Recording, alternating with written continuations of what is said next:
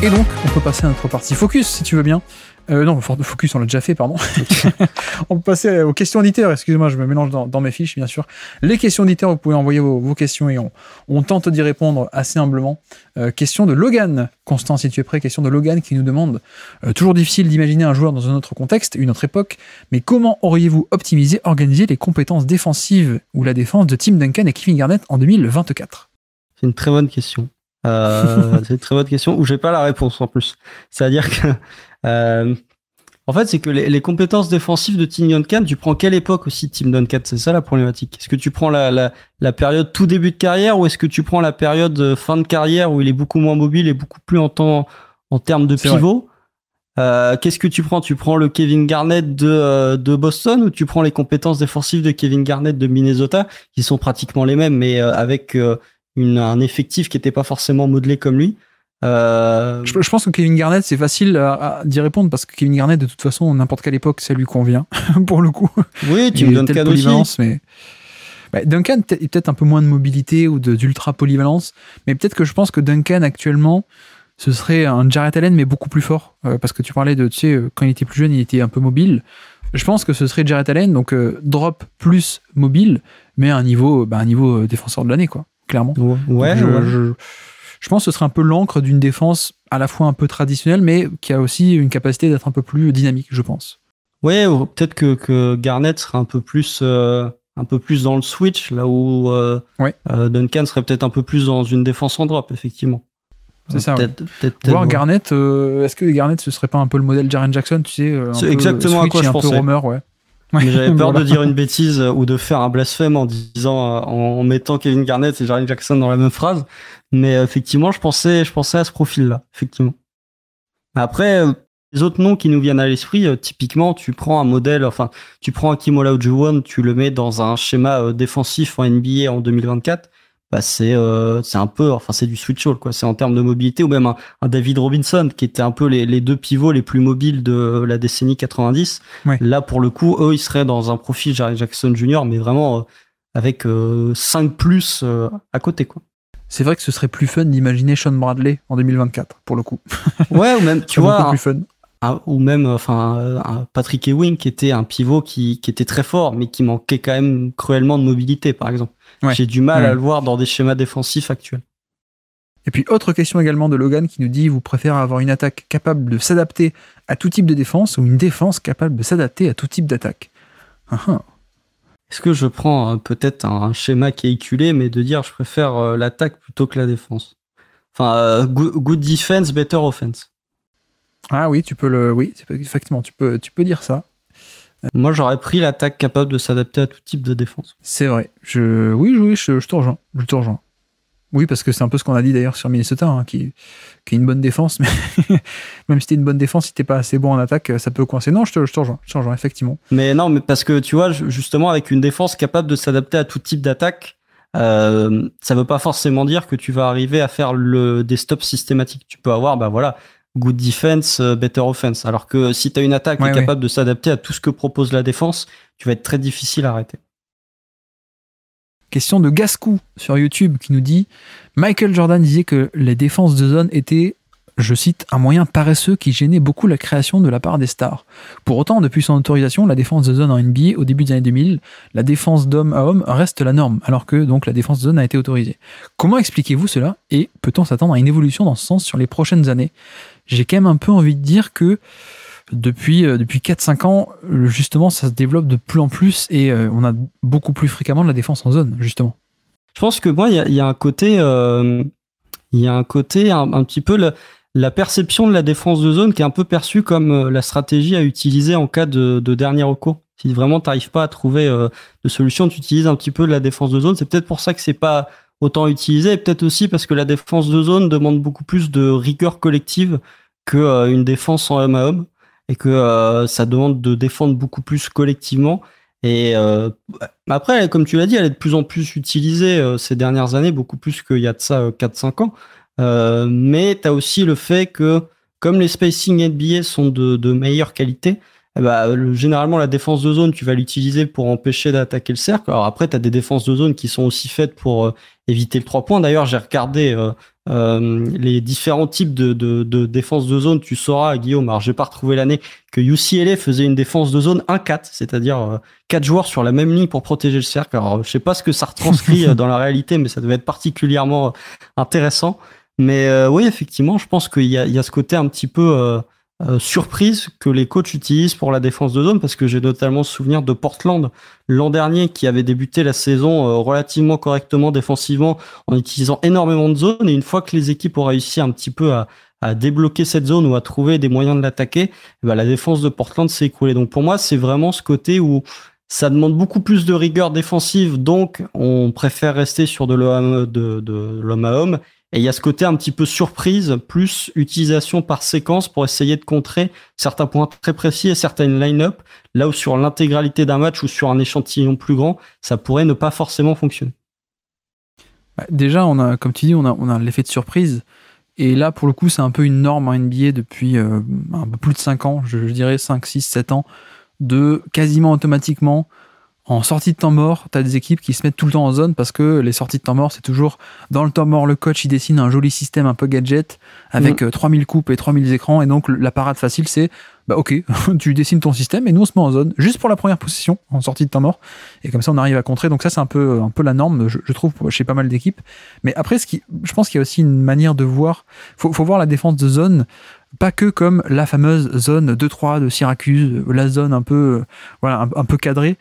Je pense qu'il y a aussi une évolution en NBA qui est omniprésente, et notamment en fait ce qu'on pourrait appeler des concepts de zone, c'est-à-dire beaucoup plus de liberté, pas forcément une zone un peu fixe comme un peu la caricature, mais t'as des choses qui se passent côté faible, par exemple, où le fameux rôle du roamer, donc le safety défensif, Robert Williams à l'époque à Boston, c'était pas une vraie zone, mais lui il jouait en zone quasiment. Lui on disait dès que son attaquant il montait, on disait non toi tu restes dans le corner, je prends l'attaquant qui monte et toi tu restes dans le corner, ou ce genre de truc. Il y a les fameux peel switch, dès que t'as une coupe t'as quelqu'un qui prend la responsabilité, qui donne la responsabilité à l'autre, pardon. Mais ça c'était pas possible avant, parce que tu pouvais pas abandonner ton propre attaquant. Donc c'est pas que, je pense qu'il faut aussi pas voir que la fameuse défense de zone classique, très fixe, très rigide. Il y a aussi pas mal de concepts un peu de zone qui font que finalement on est toujours sur une base de défense de homme à homme, mais qui prend de plus en plus des accents de liberté sur certains aspects, qui font que c'est des schémas de plus en plus bougeants et mouvants, comme on pourrait dire. Donc voilà, c'est de l'homme, mais avec quand même un peu de zone, un peu de liberté qui traîne par là, quoi. Ouais. Je pense. Je pense. Question de Lowliet243 aussi sur YouTube, qui nous dit question pour l'hebdo au sujet des Suns et du rôle du poste de meneur de jeu. J'entends beaucoup que les Suns ne peuvent pas gagner parce qu'ils n'ont pas de vrai meneur de jeu. Du coup, j'aimerais comprendre pourquoi on pense ça. Qu'est-ce qu'un meneur de jeu est censé faire que Booker et Bill ne font pas? Et est-ce que par exemple Jamal Murray était plus un meneur de jeu que Booker? Jamal Murray n'est pas plus un meneur de jeu que Devin Booker, mais en même temps, il y a Nikola Jokic dans l'équipe de Jamal Murray. Ça n'a pas besoin d'être un meneur de jeu. Non, ça c'est une question. Toutes les questions sont intéressantes, mais celle-là, justement, ça fait sujet à quelques avis qu'on a pu lire de ci de là concernant les Suns ces dernières semaines, et je trouve que il y a vraiment cette espèce de romance vis-à-vis du meneur de jeu un peu classique, que moi aussi je peux avoir, des profils un petit peu sans aller sur les John Stockton ou sur les Chris Paul, qui sont vraiment l'élite du passeur, un peu passeur first, on va dire. Même des profils à la Rajon Rondo ou à la Ricky Rubio, qui sont des profils que tu vois plus trop en NBA. Je pense qu'il y a vraiment cette espèce de conceptualisation de dire oui, mais en fait le meneur classique, c'est un peu le prolongement du coach, où il faut absolument un joueur organisateur. Sauf que je pense que la NBA ayant énormément évolué, t'as plus besoin forcément d'avoir ce rôle-là de meneur de jeu. Déjà parce que t'as beaucoup plus de joueurs qui sont capables de créer balle en main, ou qui sont capables de faire des bonnes lectures qu'à l'époque. Donc tu peux répartir un petit peu le playmaking sur plusieurs joueurs. Tu peux avoir des ailiers de grande taille, tu peux avoir un Kevin Durant, tu peux avoir un LeBron James, qui sont pas forcément dans le sens classique des meneurs de jeu, mais qui sont quand même capables de créer, de prendre les bonnes décisions. Même un joueur comme Devin Booker, qui est pas forcément l'appellation meneur de jeu, mais qui est capable de faire du playmaking. Et il y a une autre évolution pour moi qui fait que le poste de meneur, ou en tout cas c'est cette question de vrai meneur de jeu, est un peu désuète. C'est parce que la transformation du playmaking est un peu différente, dans le sens où t'avais des joueurs comme Rajon Rondo, t'avais des joueurs comme Ricky Rubio, encore une fois, qui étaient des joueurs qui faisait du playmaking de par la manipulation de défense, là où potentiellement des joueurs comme Devin Booker ou ce type de profil-là sont des joueurs qui font du playmaking parce qu'ils créent des décalages avec leur scoring. C'est peut-être ça la différence par rapport au point guard traditionnel, sauf qu'on est dans une NBA où être juste un bon playmaker, ça ne suffit plus. C'est-à-dire que même si tu es capable de manipuler les défenses via ton jeu de passe, si offensivement, en termes de scoring pur, t'es pas capable de sanctionner, bah, les défenses vont contrer et du coup, tu vas devenir un facteur un peu moins important que ce que tu pouvais être il y a de ça 15-20 ans où les défenses sanctionnaient beaucoup moins les joueurs qui faisaient beaucoup de playmaking et qui scoraient un peu moins. Typiquement, les André Miller aussi, qui est un profil auquel je pense. Ouais, Donc, pour moi, c'est une évolution du jeu de par le fait qu'il y a de plus en plus de joueurs de grande taille et qu'il y a de plus en plus de joueurs compétents au niveau du playmaking au sein d'une équipe NBA et dans un 5 sur un parquet, et aussi du fait que au niveau du playmaking, on a un peu plus évolué de manipulation de défense, comme le faisaient les très grands playmakers, à création de playmaking, parce que ça provient d'un décalage créé par de la création individuelle et du scoring. Mais en effet, je pense que c'est un peu un héritage d'un autre temps. Non, je veux pas dire ça non plus, mais pendant longtemps, le rôle de meneur de jeu était important. Mais c'est vrai qu'aujourd'hui, moi, je m'en préoccupe moins parce que il y a moins ce requis de ce que j'appelle la gestion du jeu. Comme tu dis, remonter la balle, annoncer les systèmes, gérer le tempo, envoyer la balle au poste bas, tout ce genre de petits trucs, de vraiment la gestion du jeu, de savoir comment faire les petits détails, etc. Gérer la boutique, etc. Voilà, ce genre de choses. Aujourd'hui, il y a moins besoin parce qu'il y a plus d'espace, le jeu est beaucoup moins... il y a beaucoup moins de ce requis-là, en tout cas. Il y a plus d'actions assez simples. Voilà, il y a plus besoin de ça. Donc, pour moi, c'est pas tant, effectivement, comme tu l'as bien expliqué, hein, ce côté gestionnaire de jeu, c'est plus obligé de l'avoir en NBA. Par contre, c'est vrai que sur les Suns, moi, je me pose plus la question, non pas de la gestion du jeu, mais plus sur est-ce qu'ils ont ce mec qui peut être le créateur en qualité et en quantité de manière proactive. Et là-dessus, je pense que Booker, c'est peut-être ce qui s'en rapproche le plus de ok, défense d'élite, contexte ultra difficile, il faut créer, tu me donnes un pick and roll et je peux créer. Et je pense que Booker, c'est celui qui s'en rapproche le plus. Mais moi, ma crainte, entre guillemets, ou mon interrogation, c'est plutôt sur ça, sur le profil créateur, que sur la gestion du jeu en elle-même, où, comme dit, il n'y a pas forcément besoin actuellement d'avoir ce rôle-là, même si ça peut être le cas pendant des années, mais le jeu a changé, donc on peut pas dire... moi, j'ai toujours dit ça et je dirais toujours ça, sur un jeu qui effectivement continue d'évoluer, quoi. Donc voilà pour cette question. Question de Dime Zhao qui nous dit « Quelle équipe, Constant, a le plus de chances de nous faire une Miami Heat, c'est-à-dire sortir du play-in et passer à minima à 2 tours ?» Est-ce que Miami, ça compte encore en 2024 ou pas? De toute façon, Miami, ils sont passés ils sont passés maîtres dans l'art justement de nous faire mentir, parce que quand on a fait l'épisode de Dunk Hebdo il y a de ça une semaine, on a fait un petit peu le point sur toutes les équipes qui étaient en dessous du top 4 à l'ouest et en dessous du top 3 à l'est.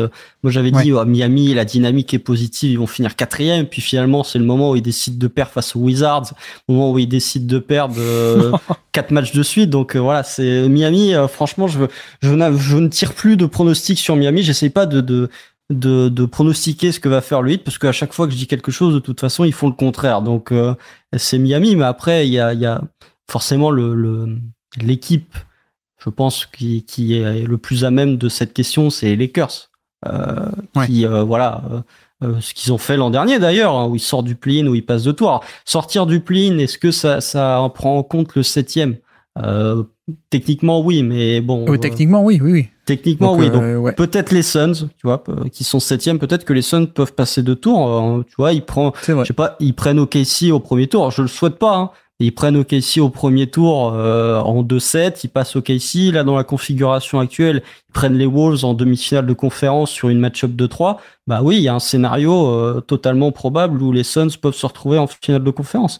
Donc peut-être les Suns ou sinon les Lakers. À l'Est, j'ai quand même du mal à voir une équipe qui pourrait passer 2 tours. Un tour largement probable avec Philly potentiellement si Joel Embiid revient. Mais pour moi, oui, c'est plus dans la conférence Ouest. Ouais, j'hésite entre... Quoique non, là, j'hésite entre les 4, parce que les 4 play-in actuellement à l'Ouest, c'est Phoenix, Dallas, Lakers, Golden State. Je serais étonné de voir une de ces 4 en finale de conférence, mais je ne serais pas choqué, en fait. Parce que Phoenix, c'est Phoenix. Je pense que à fond, on les a vus qu'ils étaient très bons. Dallas avec Doncic et son style de jeu qui se transpose en playoff, je serais pas choqué que ça arrive, qu'il y ait un run. Quoique Dallas, quand même, la défense est quand même pas top. Donc, ouais, elle est très mais non, entre Lakers et Warriors, je sais pas. Pour moi, les deux, ils peuvent le faire, hein, Lakers-Warriors. Hein. Je sais que je suis plus haut que la moyenne sur ces deux équipes depuis le début, et pourtant elles sont encore 9e et 10e. Mais ouais, moi j'adore les deux. Donc ça me choquerait pas. Ça me choquerait pas. Et puis à l'Est, Miami, ouais, évidemment. Mais Miami, j'ai l'impression qu'ils nous narguent un peu, en fait. Hein. Oui, il faut exprès. Mais ou peut-être Philly, si Joel Embiid revient et que finalement, avec le retour de Joel Embiid, bah, tout ce qui ne fait pas sens actuellement refera peut-être sens avec le retour de Joel Embiid. Après, il reste à voir à quel niveau va revenir Joel Embiid. Est-ce qu'il sera réellement à 100% s'il revient? Reviendra-t-il d'ici la fin de saison? D'ailleurs, c'est pas complètement sûr. Donc, mais sinon, oui, c'est plus dans la conférence Ouest. Mais ce sera une question de match-up aussi. Parce que pour passer à minima 2 tours, il faut pas tomber sur les Nuggets au premier tour. Question de Will Matic à présent. En vue de l'année prochaine, vu que la saison semble finie pour eux, vous pensez à quel changement pour les Rockets? Puisque maintenant que Sengun est blessé, ça a l'air un peu mort. Qu'est-ce que tu vois pour faire de mieux et de différent, toi, pour les Rockets en 2025? C'est ça qui m'embête un peu, c'est que j'en avais parlé au moment où les Rockets avaient signé Fred VanVleet et où ils avaient signé Dillon Brooks, c'est que je trouve qu'ils s'enferment un petit peu dans un espèce de ventre mou en signant ces signatures-là, en signant ces joueurs-là, et qu'ils avaient freiné un petit peu la progression de leurs jeunes, où ils seraient peut-être partis de plus bas cette saison, mais ils auraient peut-être pu monter plus haut avec potentiellement le développement d'un Amen Thompson qui, là, avec la blessure de Sengun, passe titulaire et qui montre vraiment de très très belles choses. Même si, voilà, en attaque, on parlait du traitement Josh Giddey, pour le coup, le traitement Amen Thompson en attaque, c'est quand même quelque chose, mais quel changement pour les Rockets? Pour moi, il leur faut du temps. Ils ont un système de jeu qui est quand même un peu établi avec Sengun en espèce de hub offensif. Alors après, tout dépend aussi de la progression des joueurs. On a vu que Jabari Smith Jr. a un rôle assez défini cette saison où il est un peu plus dans un style un petit peu, Rashard Lewis, comme Rashard Lewis d'ailleurs. Rashard Lewis, oui, tout à fait. Du côté du Magic, un petit peu ce joueur de poste 4, mais assez grand, qui joue finalement assez à 3, enfin qui défend un petit peu de 3 points aussi, même si il a été All-Star, Rashard Lewis. Donc voilà, mais en fait c'est difficile parce que qu'est-ce qu'ils peuvent faire au niveau de l'effectif? Puisqu'ils ont déjà engagé tout leur salaire sur Fred VanVleet et sur Dillon Brooks. Tu pourrais te dire, je sais pas moi, est-ce qu'ils vont pas faire Dillon Brooks contre, je sais pas, Zach LaVine? Je te balance une pièce en l'air comme ça, hein, je pense pas qu'ils le feront, mais pour moi, il n'y a pas beaucoup de changements qu'ils peuvent faire, hormis laisser du temps à ce noyau de jeunes à se développer. Potentiellement, Sengun qui peut encore prendre un niveau supplémentaire en attaque encore plus élevé que ce qu'il a pris cette saison et du coup porter Houston plus haut. Mais oui, ça va dépendre du développement de leurs jeunes, potentiellement de ce qu'ils décideront de faire avec le contrat de Jalen Green, avec l'extension, parce qu'il sera éligible à une extension dès cet été. Mais sinon, en termes de mouvement, je serais pas surpris que Raphaël Stone, qui est le GM des Rockets, soit actif, mais quel mouvement il pourrait faire, ça pour le coup, je suis encore dans l'inconnu. Je te rejoins sur le fait que, pour moi, la priorité, c'est améliorer les partenaires de pick and roll de Sengun, assez clairement, hein, pour le coup. Après, c'est vrai que, à part Sengun, pour moi, personne n'est un peu intouchable dans cette équipe, mais je pense que le moyen le plus rapide de booster l'attaque et l'équipe, c'est un peu l'arrière, mais comme tu dis, en termes de solutions réalistes, je vois pas des trucs évidents. Parce qu'ils viennent de signer des mecs, il n'y aura pas forcément beaucoup d'opportunités sur le marché. Mais ouais, je sais pas. Après, tu as le contrat de Steven Adams, peut-être, qui est là. C'est vrai qu'il y a l'arrivée de Steven Adams aussi. Ouais, Zach LaVine potentiellement, mais je les vois pas non plus mettre beaucoup d'assets pour avoir Zach LaVine non plus. Je sais pas. C'est vrai que c'est un peu déprimant comme tu dis. Ou alors faut miser sur un vrai step-up des jeunes, quoi. Voilà, ou sur ils sont un peu dans l'entre-deux, moi je trouve, où peut-être qu'il le sera, mais ou alors ça dépendra du fait que Alperen Sengun devienne un joueur du DH20 potentiellement. Je trouve que pour l'instant ça manque un petit peu de jeunes, enfin en tout cas ça manque de potentiels très forts joueurs. Et comme ils sont pas dans la conférence Est, contrairement au Magic, et du coup ils sont un peu plafonnés au niveau des résultats. Alors peut-être que Cam Whitmore finalement va complètement confirmer ce qu'il a montré sur sa saison rookie et va devenir un ailier à 20 points de moyenne tout en étant relativement efficace, même si c'est un trou noir en attaque et que globalement il fait aucune passe. Peut-être peut-être que Jalen Green, ce qu'il est en train de montrer depuis 2 semaines, eh ben, finalement, ça va se concrétiser sur la durée et que du coup, tu vas avoir un espèce de joueur uber athlétique sur les ailes et qui est capable d'apporter un petit peu de scoring, peut-être. Mais en tout cas, ouais, offensivement, je suis d'accord avec toi, il faut du renfort offensif et même au niveau de l'optimisation que tu peux avoir autour de Şengün, je serais curieux de voir ce que tu pourrais faire avec, voilà, on a parlé de la draft, potentiellement avec un Rich Shepard, tu vois, une association entre Rich Shepard et Alperen Şengün en attaque. Je serais curieux de voir ce que ça pourrait donner au lieu d'avoir Aaron Holiday, par exemple. Oui, alors, le DH20, pardon, pour ceux qui connaissent pas, DH20, c'est le top 20 NBA de Dunk Hebdo. Hein. Oui. DH, Dunk Hebdo, 20, le top 20. Donc, en gros, est-ce que Şengün peut rester un joueur du top 20, hein, puisqu'il l'est déjà. Évidemment. Mais voilà, DH20, pour ceux qui connaissent pas, c'est ça. Question de Timothée. Tiens, question de Timothée, vous devez choisir entre 2 profils intérieurs en attaque. Le premier fait pas grand-chose, mais il s'est shooté à 3 points. Le deuxième n'a pas de 3 points, mais il a plus de skills pour scorer, dont un bon mid-range. Lequel prends-tu, Constant? En gros, est-ce qu'on prend Jalen Smith ou Nikola Vucevic? Encore Vucevic, c'est un peu de 3 points. Pour moi, ça dépend défensivement. C'est pas faux. Ça dépend quel est le profil défensif. Parce que si tu tires à 3 points, allez, je prendrais quand même le premier qui sait pas faire grand-chose et qui s'est shooté à 3 points que le deuxième qui a pas trop de skill pour scorer, enfin que le deuxième qui a plus de skill avec un bon mid-range. Je trouve que c'est plus valuable l'intérieur qui s'est shooté à 3 points que celui qui a un peu de skill mais qui finalement n'a pas de 3 points. Je partirais plus vers ce profil-là, mais ça dépend quand même grandement du profil défensif. Ouais, je suis assez d'accord. Donc tu préfères Miles Turner plutôt que Adebayo. Pas Adebayo. Non, mais défensivement, c'est pas pareil. C'est pas pareil. Non, mais en bien plus, sûr, le mid-range de bas, mais pas si bon que ça. Hein. C'est vrai. On est d'accord.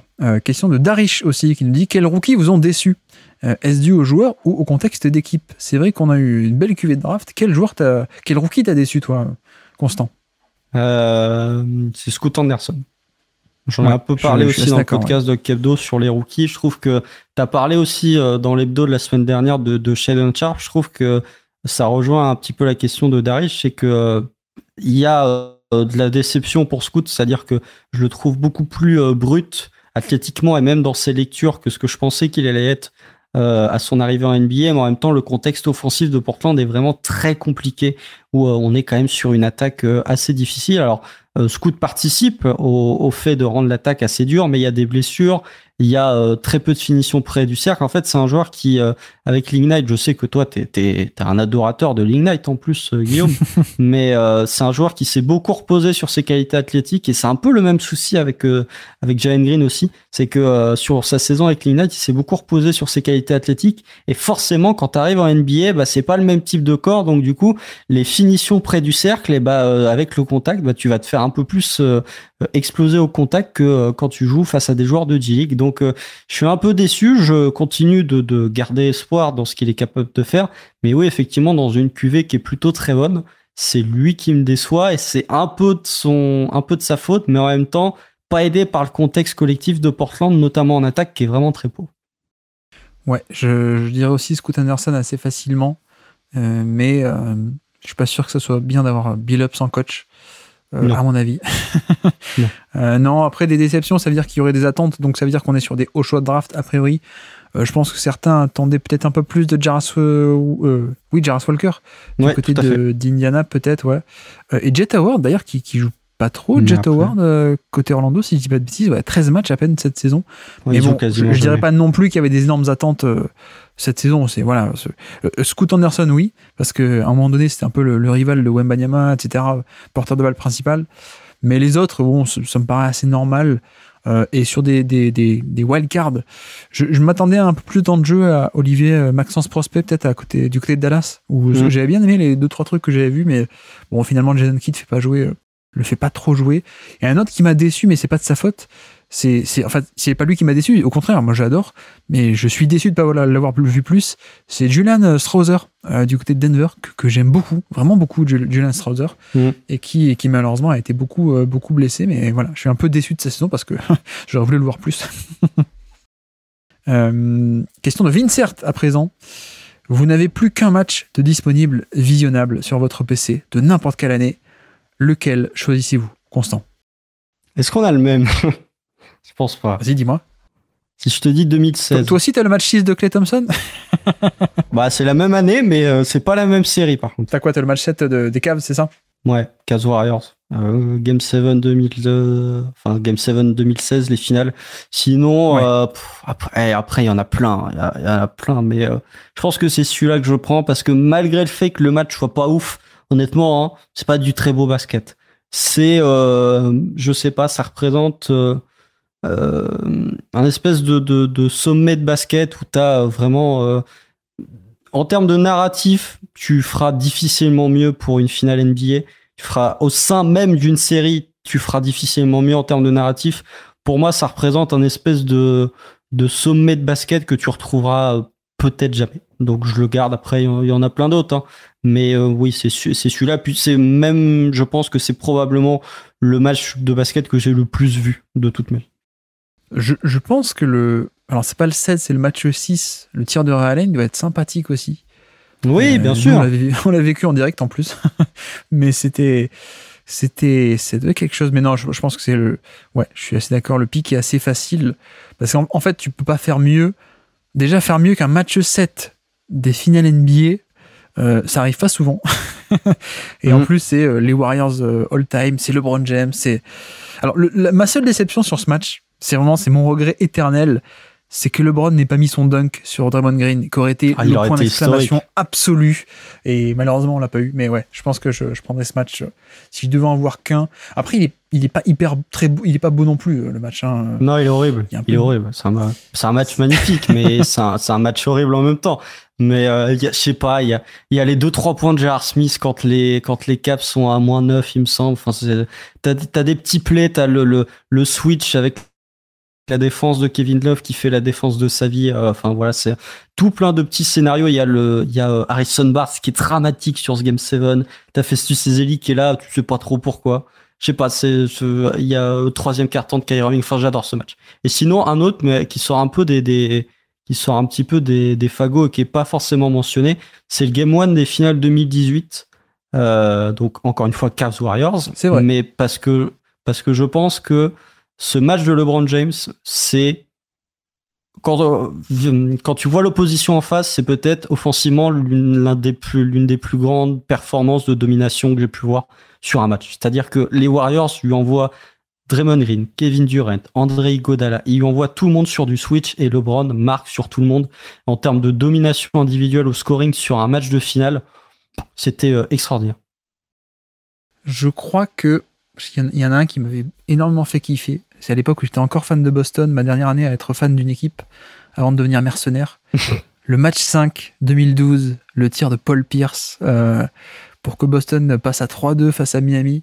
Celui-là était sympa, ou alors plutôt dans la série, le match de Rondo. Tu sais, le match il fait je sais pas combien de points là contre Miami, mais il pas à 40. Celui-là, ouais. Ouais, et franchement, celui-là, c'était un de mes matchs préférés all-time. En plus, j'étais fan à l'époque, donc c'était génial. Non, ma vraie réponse, moi, c'est le Warriors contre Timberwolves de 2016, le match de Shabazz. Voilà, ce sera moi. Je vais prendre celui-là pour l'éternité. Non, mais après, enfin, t'en as plein. Il y en a plein. Sinon, en vrai, juste pour déconner, le match 5 des finales 2004. Voilà. Oui. Oui. Question de Garincha. Qui sera le DeRozan des prochains playoffs? C'est-à-dire le joueur bon en saison régulière, mais qui sous-perf sur une série. Question intéressante, ça. Le bon joueur de saison régulière, mais qui va être moins bon en playoff. Qui est-ce qu'on aurait cette année en bon candidat? Est-ce que DeRozan tout lui-même, si les Bulls sont en playoff? Je ne sais pas. C'est pas très agréable. Banchero, peut-être?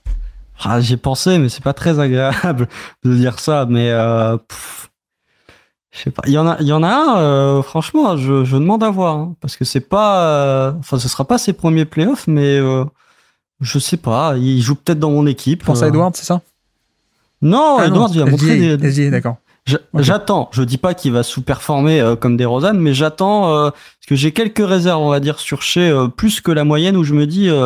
Il y a beaucoup de situations face à des excellents ailiers où je l'ai vu galérer. Donc j'attends de voir en fonction des match-up. Après, j'espère pas, hein. Mais oui, Paulo Banchero a une bonne petite tête. Après, Non, mais par rapport à SGA, c'est vrai qu'il y a le côté arbitrage aussi, non? non, tu commences pas. Toute la semaine, là, on a commencé, il y a eu des petits Non, mais débats sur ça. non, mais dans le sens où il a quand même beaucoup il y a quand même beaucoup de fautes. On a vu que peut-être qu'en play, il n'y aura pas la même facilité d'avoir des calls. Et comme dit, le spacing de Casey n'est pas parfait. Donc peut-être qu'il y aura plus d'espace bouché, etc. Quoi, je sais pas.